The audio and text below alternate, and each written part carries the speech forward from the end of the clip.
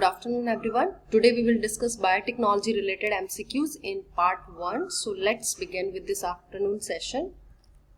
The use or alteration of living cells to provide an useful product is genetic engineering, biotechnology, transgenic engineering, gene targeting. So here they basically asking about the technology. So here they are asking alteration of living cells, यानी कि living cells में alteration करके जब useful products के बनाने के लिए use किया जाता है, then उसको क्या कहते हैं हम? तो इसे कहते हैं हम biotechnology. So here what happen in biotechnology?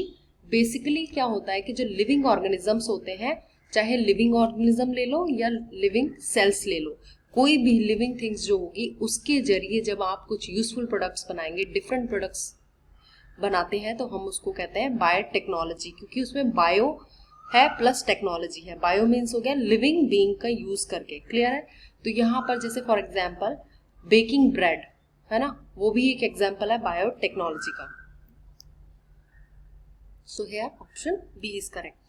The oil obtained from which of the following is suitable for use as a biodiesel?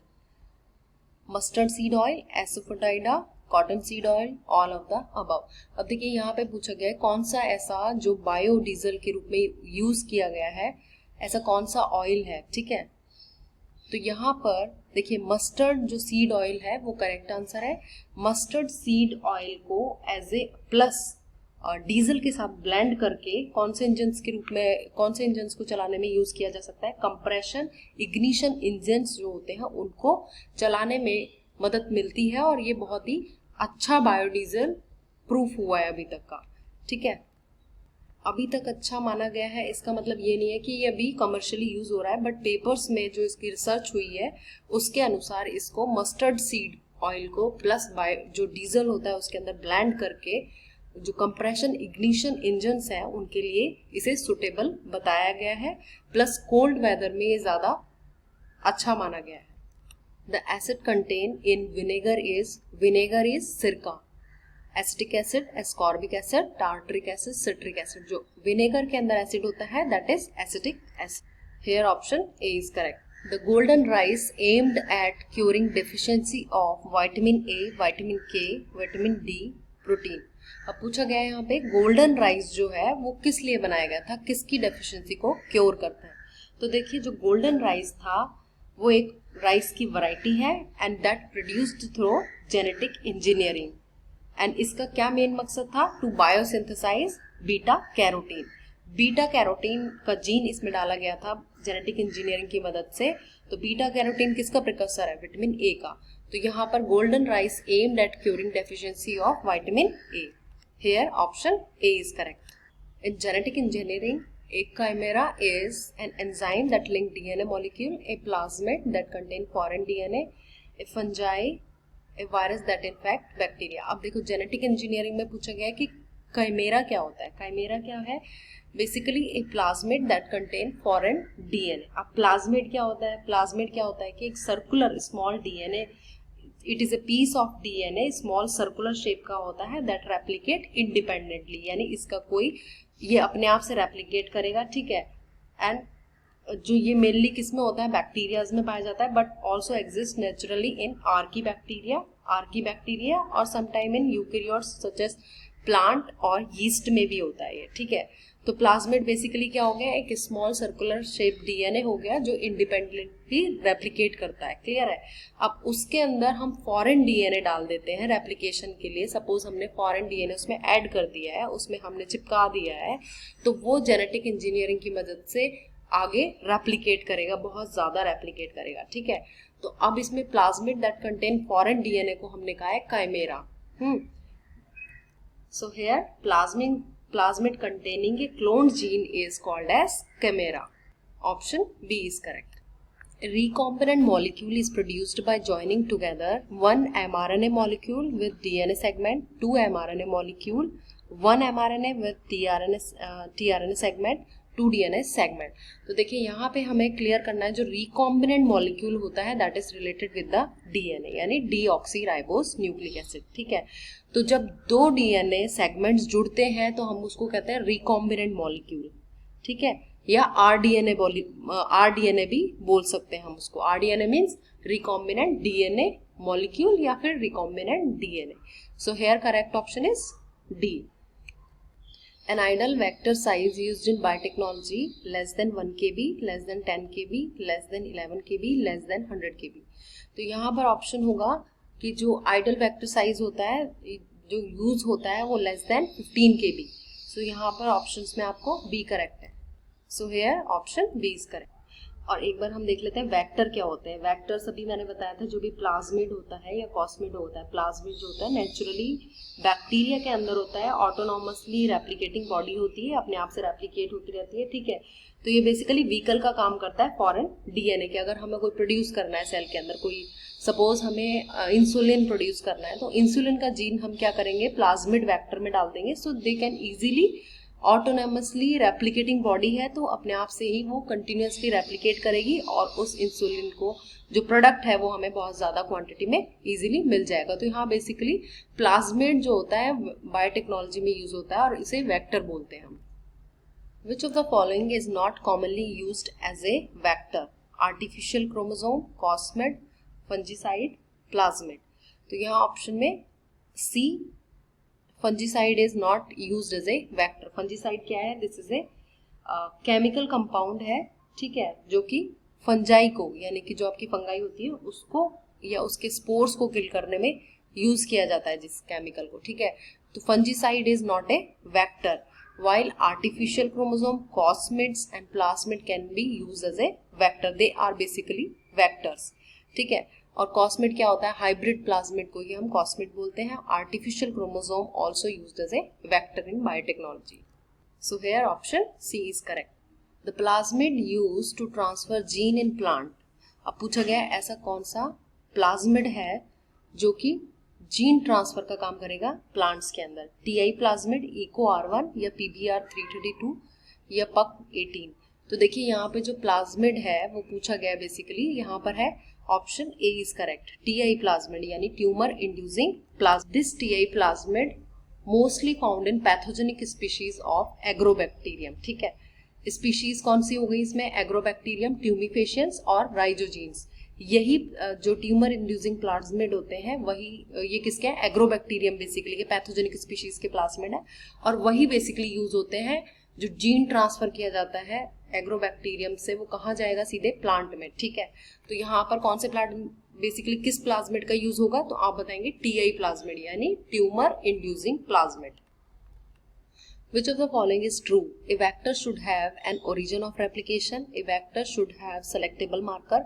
A vector should have unique restriction site. All of the above. So let's see option 1. A vector should have an origin of replication.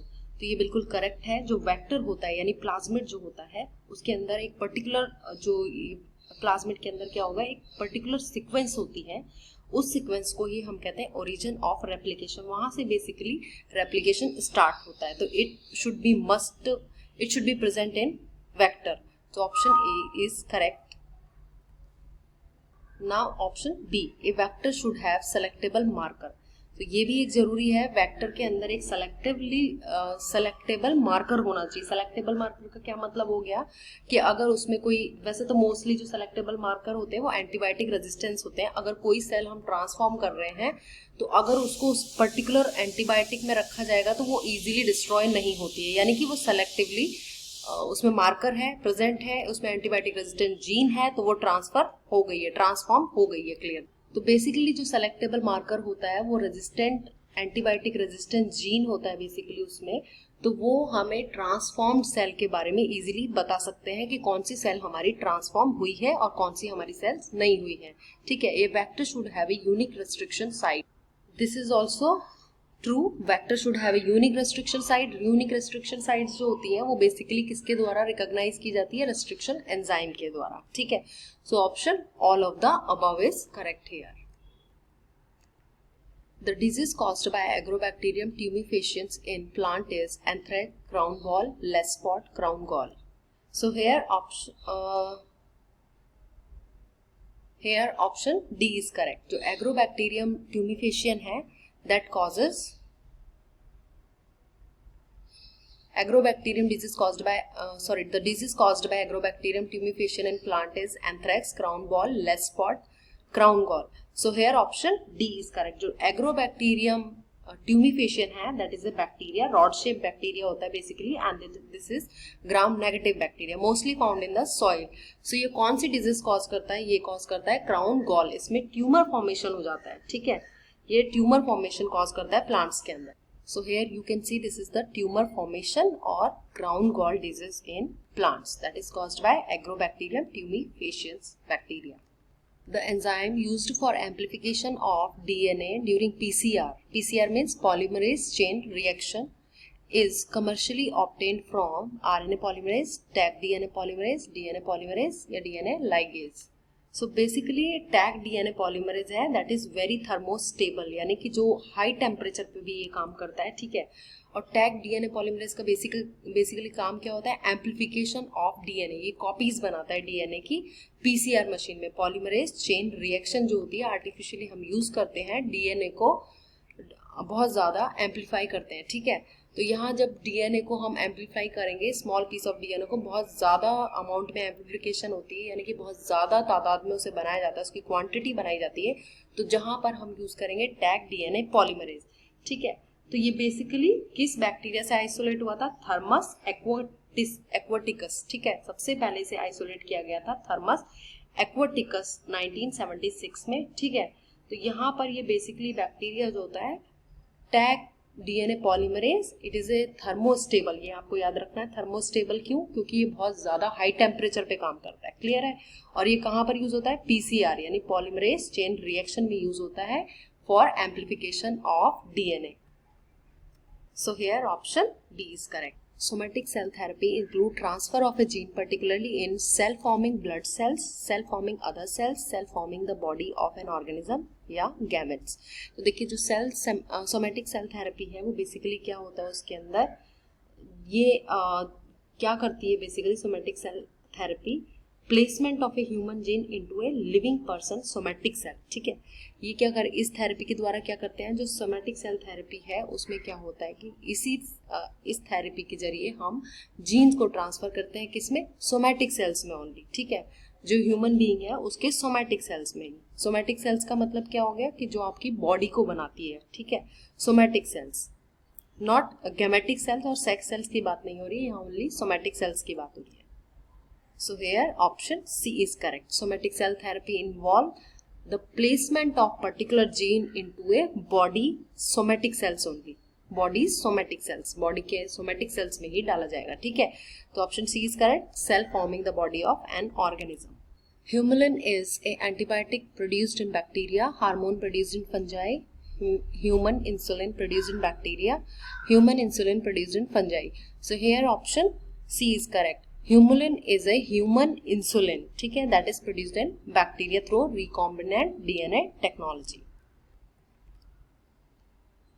Which of the following techniques is used to visualize arteries, vein and heart chamber? Radiography, angiography, ECG यानी कि electrocardiogram, MRI, magnetic resonance imaging. So basically पूछा गया है which of the following technique is use to visualize, जिसमें हम देख सकते हैं arteries, vein and heart chamber.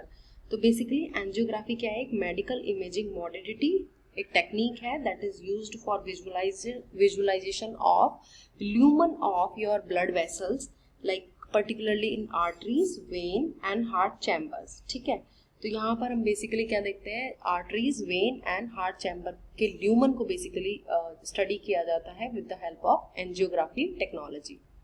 Not technology, it's a technique. EEG is technique to record the activity of heart, lungs, brain, muscles. So here EEG, what is EEG? EEG is electroencephalography. And electroencephalography is an electrophysiological monitoring method and it record electrical activity of the brain. So here option C is correct. So here basically EEG full form you have to remember, which is electron encephalography, which is used to record the activity of brain only. So here option C is correct.